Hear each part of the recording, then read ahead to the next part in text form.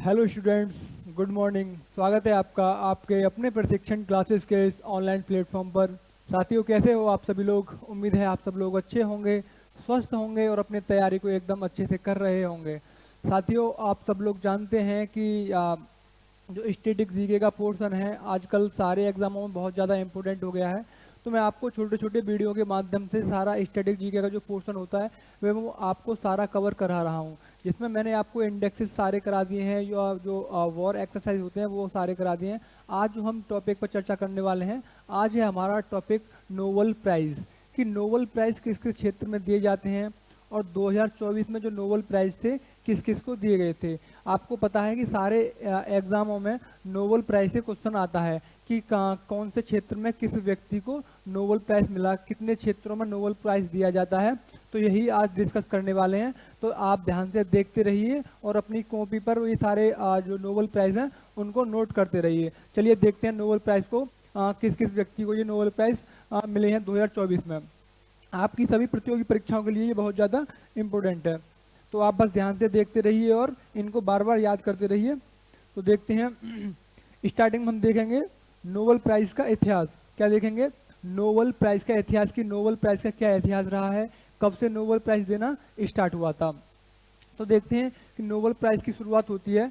Nobel पुरस्कार की स्थापना अल्फ्रेड नोबेल किसने करी थी? अल्फ्रेड नोबेल नाम के एक व्यक्ति थे, उन्होंने क्या है नोबेल प्राइज़ की शुरुआत करी थी। किसने? अल्फ्रेड नोबेल ने, जो स्वीडन के एक प्रसिद्ध वैज्ञानिक थे। क्यों, कहाँ के थे ये? स्वीडन के एक प्रसिद्ध वैज्ञानिक थे। और कौन थे? उद्योगपति थे।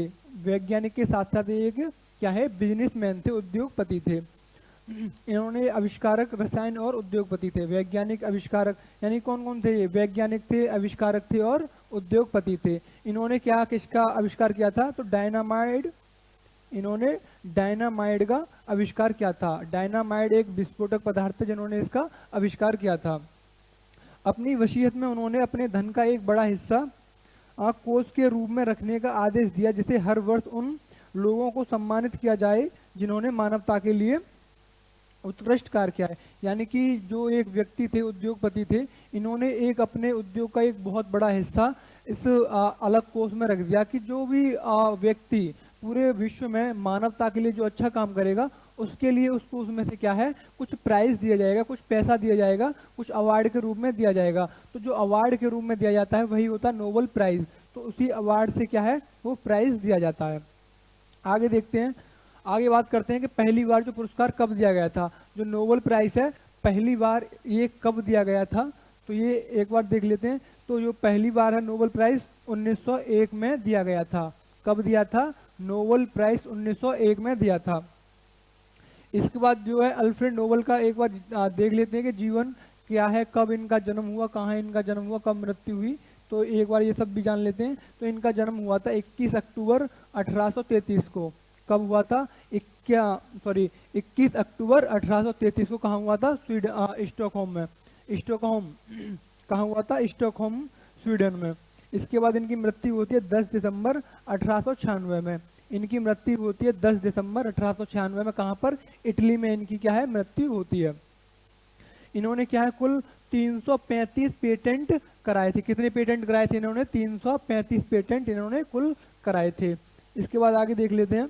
आगे आता है नोबेल प्राइज किन किन क्षेत्रों में दिया जाता है। तो आपको कई एग्जामों में तो डायरेक्ट इस तरीके से पूछ लेता है कि जो नोबेल प्राइज है किन किन क्षेत्रों में दिया जाता है। आपको 4 ऑप्शन दे देगा कि बताइए इनमें से कौन सा क्षेत्र नहीं है नोबेल प्राइज का। तो आपको पता होना चाहिए कि कौन सा क्षेत्र नोबेल प्राइज का नहीं है। तो पहले जान लेते हैं कि कौन कौन से क्षेत्रों में ये नोबेल प्राइज दिए जाते हैं। पहला है फिजिक्स। किसका है? फिजिक्स का। फिजिक्स के क्षेत्र में जो व्यक्ति फिजिक्स के क्षेत्र में बहुत अच्छी उत्कृष्ट कार्य करेगा तो उसके लिए कौन सा फिजिक्स के क्षेत्र में नोबेल प्राइज दिया जाएगा। इसके बाद आता है रसायन या फिर केमिस्ट्री। तो जो भी व्यक्ति केमिस्ट्री के रूम केमिस्ट्री के फील्ड में अच्छा कार्य करेगा तो उसके लिए केमिस्ट्री का नोबेल प्राइज दिया जाएगा। इसके बाद आता है चिकित्सा या फिर शारीरिक विज्ञान, शरीर की विज्ञान यानी कि फिजियोलॉजी और मेडिसिन। मेडिसिन के लिए क्या क्या दिया जाएगा? मेडिसिन का यानी चिकित्सा का नोबेल प्राइज।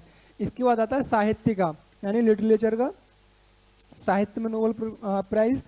फिर शांति में यानी पीस के लिए, शांति के लिए, जो विश्व में अच्छा काम करेगा उसके लिए शांति का नोबेल प्राइज दिया जाएगा। इसके बाद दिया जाता है अर्थशास्त्र का। लेकिन जो अर्थशास्त्र का नोबेल प्राइज है ये स्टार्टिंग में नहीं था। यानी स्टार्टिंग में कौन कौन से थे आपको ध्यान रखना है। स्टार्टिंग में केवल फिजिक्स, केमिस्ट्री, मेडिसिन और लिटरेचर और शांति, यानी कि ये 5 प्राइज है जो स्टार्टिंग में थे। जो इकोनॉमी का नोबेल प्राइज था इसको बाद में ऐड किया गया था। कब? 1969 में ये ऐड हुआ था। कब हुआ था? यानी कि अर्थशास्त्र या इकोनॉमिक्स का यह 1969 में स्वीडिश सेंट्रल बैंक द्वारा जोड़ा गया था। यह मूल वसीयत में शामिल नहीं था। यानी कि यह जो मूल वसीयत थी इनमें 5 में शामिल नहीं था। 5 में कौन कौन से थे? भौतिक, रसायन, चिकित्सा, साहित्य और शांति। तो मूल में ये 5 थे और छठा क्या था? अर्थव्यवस्था का। कब जोड़ा गया? तो ये था 1969 में इसको ऐड किया गया था। आगे देखते हैं कि जो कहाँ दिए जाते हैं जो नोबेल प्राइज हैं। आपको याद रखना है कि ये जो नोबेल प्राइज है कहाँ कहाँ पर दिए जाते हैं। तो देखते हैं जो शांति का यानी पीस का नोबेल प्राइज है ये कहाँ दिया जाता है? तो नॉर्वे की राजधानी ओस्लो में दिया जाता है। कहाँ पर? ओस्लो में दिया जाता है। शांति का पुरस्कार कहाँ दिया जाता है? ओस्लो में। बाकी के सभी पुरस्कार कहाँ दिए जाते हैं? तो स्टॉकहोम, स्वीडन में। ध्यान रखना है आपको, जो बाकी के पुरस्कार हैं स्टॉकहोम, स्वीडन में दिए जाते हैं बाकी सभी प्रकार। और जो शांति का पुरस्कार है ये दिया जाता है केवल कहाँ पर? तो ये दिया जाता है नॉर्वे की राजधानी ओस्लो में। इसके बाद आगे देख लेते हैं कि जो कि सम्मान के रूप में क्या मिलता है। यानी कि जिस व्यक्ति को नोबेल प्राइज मिलता है उसे सम्मान के रूप में क्या क्या चीज़ मिलती है, कितना पैसा मिलता है, क्या क्या मिलता है। तो उनके लिए क्या है? एक स्मृति चिन्ह, जो भी मेडल है वो दिया जाता है। अल्फ्रेड नोबेल का एक चित्र है वो दिया जाता है एक सम्मान के रूप में। इसके बाद है क्या है? एक प्रमाण पत्र या फिर एक सर्टिफिकेट दिया जाता है। जो भी जिसको व्यक्ति को जो प्रमाण पत्र मिल रहा है, मतलब जिसको नोबेल प्राइज मिलेगा उसके लिए क्या है? प्रमाण पत्र दिया जाएगा कि इस व्यक्ति को नोबेल प्राइज मिला है। जो इसकी नगद राशि है ये हर साल अलग अलग होती है। यानी कि ये जो अमाउंट है हर साल फिक्स नहीं है, हर साल अलग अलग मतलब का इसका अमाउंट चेंज होता रहता है, मतलब कोई फिक्स नहीं है। तो आपको 3 चीज याद रखनी है कि एक मेडल मिलता है, एक प्रमाण पत्र मिलता है और कुछ राशि मिलती है जो हर साल अलग अलग होती है। इसके बाद देखते हैं कि 2024 में कब 2024 में किन किन व्यक्ति को किस किस क्षेत्र में नोबेल प्राइज मिला था। तो इनको आपको बेसिक से ध्यान रखना है एकदम अच्छे से। जैसे पहला है चिकित्सा या फिर फिजियोलॉजी या फिर मेडिसिन। तो चिकित्सा का जो पुरस्कार है, मेडिसिन का जो नोबेल प्राइज है ये किस किस को मिला था? तो इसके विजेता थे विक्टर एम्ब्रोस। कौन थे? विक्टर एम्ब्रोस और गैरी रूबिकॉन। कौन कौन से थे? विक्टर एम्ब्रोस और गैरी रूबिकॉन। आपको ध्यान रखना चिकित्सा के कौन कौन थे? विक्टर एम्ब्रोस और गैरी रूबिकॉन। तो ये 2 व्यक्ति थे जिनको क्या है? चिकित्सा का नोबेल प्राइज मिला था। किन क्षेत्र में मिला था? तो इनको मिला था माइक्रो आरएनए। किसको? माइक्रो आरएनए की खोज और जीन अभिव्यक्ति में इनकी भूमिका। यानी कि जो माइक्रो आरएनए है उसकी खोज की और उसके जीन में अभिव्यक्ति की इसकी खोज के लिए इनको क्या मिला था? चिकित्सा का नोबेल प्राइज मिला था। किन किन को? विक्टर एम्ब्रोस और गैरी रूबिकॉन को इन्हें मिला था। आगे देखते हैं भौतिकी का यानी कि फिजिक्स का नोबेल प्राइज। फिजिक्स का नोबेल प्राइज किसको मिला था? तो ये इसके विजेता थे जॉन जे हॉपफील्ड। कौन? जॉन जे हॉपफील्ड और जेफरी ई हिल्टन। क्या है? जेफरी ई हिल्टन। किसका? फिजिक्स का। फिजिक्स। तो फिजिक्स का नोबेल प्राइज आपको याद रखना है कि फिजिक्स का किन किन को मिला था? हॉपफील्ड और जेफरी ई हिल्टन। यानी कि फिजिक्स यानी कि फील्ड आपको ऐसे याद रखना, मतलब कोई ट्रिक अगर याद रखना चाहें तो फिजिक्स मतलब फील्ड और इसमें भी फील्ड आ रहा है और यहाँ भी जेफरी मतलब यहाँ भी आ रहा है। तो अगर ऐसी कोई ट्रिक मतलब ट्रिक से कुछ याद नहीं होती लेकिन आपको कुछ कुछ चीज़ें याद रखनी पड़ती हैं ट्रिक के माध्यम से। बाकी अगर आप बार बार इनको याद करते रहेंगे तो आपको ऑटोमेटिक याद हो जाएंगी। ठीक है। तो फिजिक्स के कौन थे? हॉपफील्ड और जेफरी ई हिल्टन। इन्होंने क्या किया था? उपलब्धि क्या थी इनकी? कृत्रिम न्यूरल नेटवर्क्स और मशीनी लर्निंग में मौलिक योगदान था। यानी मशीन लर्निंग में इनका मौलिक योगदान रहा था। किसका? जेफरी ई जॉन जे हॉपफील्ड और जेफरी ई हिल्टन। आगे देखते हैं, आगे है रसायन विज्ञान या फिर केमिस्ट्री का जो नोबेल प्राइज था क्या किसको मिला था, किस किस क्षेत्र में मिला था। जो केमिस्ट्री का नोबेल प्राइज है ये 3 लोगों को मिला था। कितने लोगों को मिला था? 3 लोगों को मिला था केमिस्ट्री का। नंबर 1 थे डेविड वेकर, यानी कि डेविड वेकर को किसमें मिला था? केमिस्ट्री में डेविड वेकर। दूसरे थे डेमिस हार्सविस। कौन थे? डेमिस हार्सविस। तीसरे थे जॉन जंपर। कौन से थे? John jumper. यानी कि डेविड वेकर और डेमिस हार्सविस और तीसरे थे जॉन जंपर। तो 3 व्यक्ति को केमिस्ट्री का नोबेल प्राइज मिला था।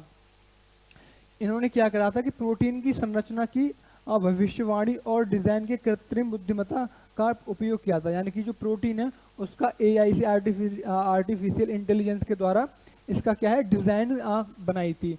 एआई के द्वारा डिजाइन बनाई थी किसने? किसकी? प्रोटीन की। तो इसीलिए इनको क्या मिला? केमिस्ट्री का नोबेल प्राइज मिला था। किन किन को मिला था? डेविड वेकर और डेमिस हार्सविस और जॉन जंपर, प्रोटीन की संरचना के लिए। आगे देखते हैं। आगे आता है यानी कि साहित्य का, लिटरेचर का। साहित्य का किसको मिला था? आपको साहित्य का आपको बहुत ज़्यादा इंपॉर्टेंट है। अगर कोई एग्जाम आपको जिसमें हिंदी आती है तो साहित्य का वहाँ बहुत ज़्यादा इंपॉर्टेंट हो जाता है। जैसे इसके विजेता थे हानकांग। कौन थे? हानकांग इसके विजेता थे। ऐतिहासिक अध्ययनों और मानवीय संवेदनाओं की गहन अभिव्यक्ति, यानी कि ऐतिहासिक जो मूवमेंट होते हैं उनके लिए इनकी गहरी अभिव्यक्ति के लिए इन्हें मिला था। किसको मिला था? हानकांग को। साहित्य का मिला था हानकांग को। इसके बाद देखते हैं, इसके बाद आते हैं हमारे शांति यानी पीस का। पीस या शांति का किसको मिला था? तो शांति का मिला था निहोन हिंदाक्यो। किसको? निहोन हिंदाक्यो एक जापान का एक ऑर्गेनाइजेशन है, एक संगठन है। तो इस पूरे संगठन को मिला था जिसका नाम है निहान हिंदाक्यो। तो इसमें क्यों मिला था? परमाणु हथियारों के खिलाफ जागरूकता और निषेध के लिए अभियान, यानी कि जो परमाणु अटैक होते हैं तो उसकी जागरूकता फैलाने के लिए इनके लिए क्या मिला था? शांति का नोबेल पुरस्कार।